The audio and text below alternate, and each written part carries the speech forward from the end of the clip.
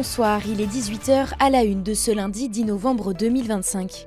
L'ancienne prison du Pax à Annemasse a changé de visage pour devenir la Maison des Mémoires, un lieu dédié à la transmission des valeurs de la résistance.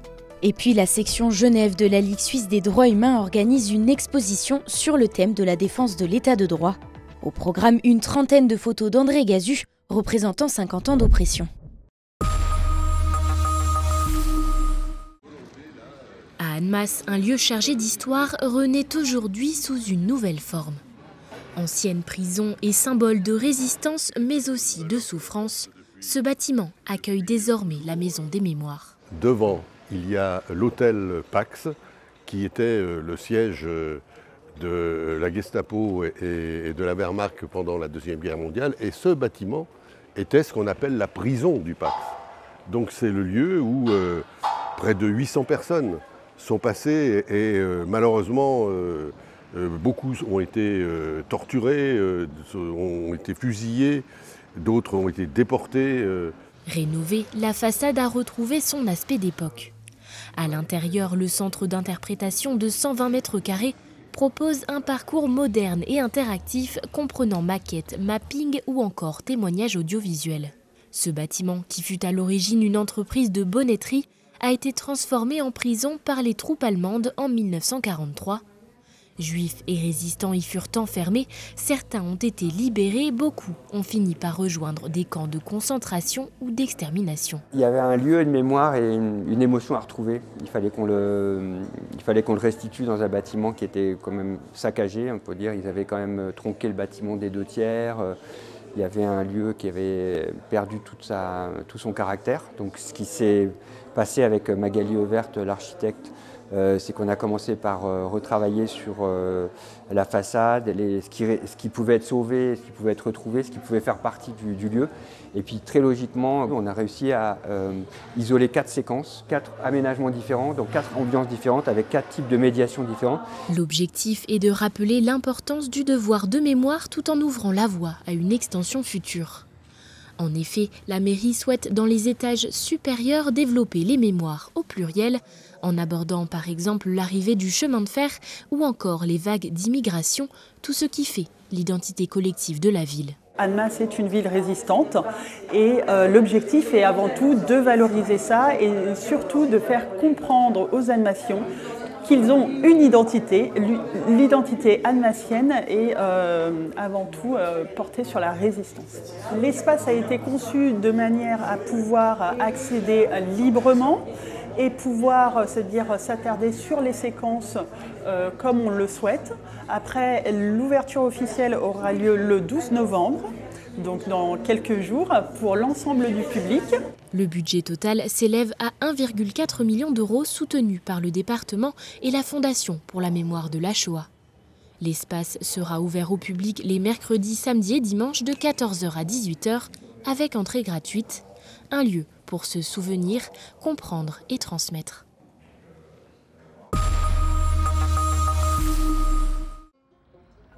André Gazu avait 18 ans en 1956, jeune stagiaire photographe à Paris. Il est appelé sous les drapeaux français pour combattre pendant la guerre d'Algérie. Choqué par des photographies d'actes de torture, il choisit alors de déserter. Cette époque, capturée par cette photo, est le point de départ de sa carrière de photographe. Alors pour moi c'est le choc parce que la torture c'est le nazisme. Quand j'ai été appelé, j'ai dit j'accepte l'uniforme mais j'accepte pas les armes. Depuis lors, le problème de la violence m'a toujours préoccupé. Et d'ailleurs, quand je regarde les reportages que j'ai faits en télévision pendant 30 ans, d'une manière non réfléchie, je veux dire, ça a été toujours le problème de me pencher sur le problème de la violence, que ce soit la violence armée, que ce soit la violence institutionnelle, que ce soit la violence dans le travail. La dénonciation du racisme, le refus de l'oppression ou encore la protection des populations civiles. 3 exemples parmi tant d'autres qui guideront le travail d'André Gazu tout au long de sa vie.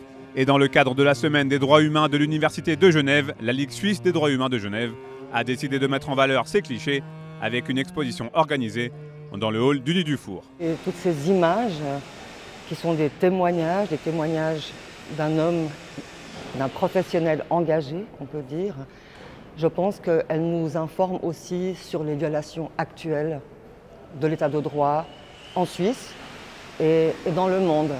Ces photos font écho quand même ou nous permettent de réfléchir aussi à la situation actuelle ici et ailleurs. Au travers d'une trentaine de photos allant de 1956 à 2006, cette exposition placée sous le signe de la défense de l'état de droit est le témoin direct des convictions d'André Gazu. Une chose qu'on ignore, c'est qu'il y a de 2 à 1 personne seulement de combattants blessés. Mais les 9 dixièmes ou 8 dixièmes, ce sont les civils. Et les civils, ben, je crois comme tous les civils du monde, ils aspirent à la paix dans la justice. L'exposition consacrée à André Gazu se termine le 28 novembre prochain. Rendez-vous à l'entrée du Nid du Four pour un petit tour du monde, en quelques clichés forts en symboles.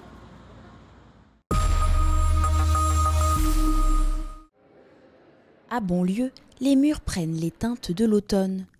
Rouge, ocre doré, le 38e salon du Club des artistes peintres d'Annecy met la saison à l'honneur.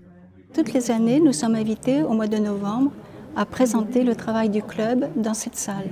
Dans les membres du club, donc, ce sont des personnes qui sont intéressées par l'activité artistique, l'activité de peindre, ils sont vraiment passionnés, que ce soit des aquarellistes, que ce soit des pastellistes, que ce soit des personnes qui travaillent l'acrylique au couteau ou au pinceau, de même qu'à l'huile. C'est du bonheur parce qu'il y a le résultat de tout le travail de chacun pendant toute l'année. Et chacun est heureux de voir son œuvre mise en valeur. Chaque automne, une vingtaine d'artistes présentent leurs créations, toutes techniques confondues. Un jury décerne plusieurs prix avant que le public ne vote à son tour pour ses œuvres préférées. Parmi les invités de cette 38e édition, le peintre et graphiste Jean-Pierre Burquier, qui détourne les matériaux du quotidien pour leur donner une seconde vie. J'ai été invité gentiment par un peintre qui m'a dit on cherche un professionnel pour agrémenter l'exposition. Donc je suis venu avec plaisir. Pour moi, je fais des gros jouets pour adultes. Enfin adultes, pour qui les veut. Entre chaînes de vélo, bougies de moteur et cuillères en métal, l'artiste assemble et transforme la matière en des sculptures ludiques. Dans un autre style, Bernard Davier, adhérent du club, trouve dans la saison son terrain d'inspiration favori. À cette époque, il y a tellement de couleurs, l'automne est tellement belle, c'est tellement une belle saison que finalement on a envie de tout croquer au pinceau. L'automne, ça vous fait penser à quelle couleur ? Le rouge, le jaune, tous ces dégradés de jaune, de orange et tout. Je crois qu'il y a vraiment de quoi travailler. Des toiles et des sculptures, à Bonlieu, l'automne se décline en nuances jusqu'au 29 novembre. Une exposition libre et ouverte à tous, présentée dans un espace municipal de la ville d'Annecy, où les couleurs réchauffent déjà les cœurs.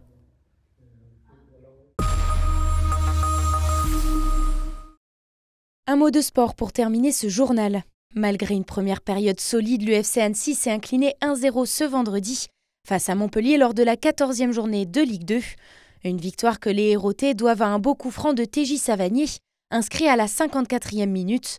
Si ces derniers sont désormais 4e du classement, les Reds reculent eux d'une place. Ils sont désormais 12e de Ligue 2. Prochain match des Annéciens ce vendredi à Cannes pour le 7e tour de la Coupe de France. Voilà ce qui conclut cette édition tout en images. Pas de journal prévu ce mardi 11 novembre. Retour de l'information donc ce mercredi à 18h. Belle soirée sur 8 Mont-Blanc.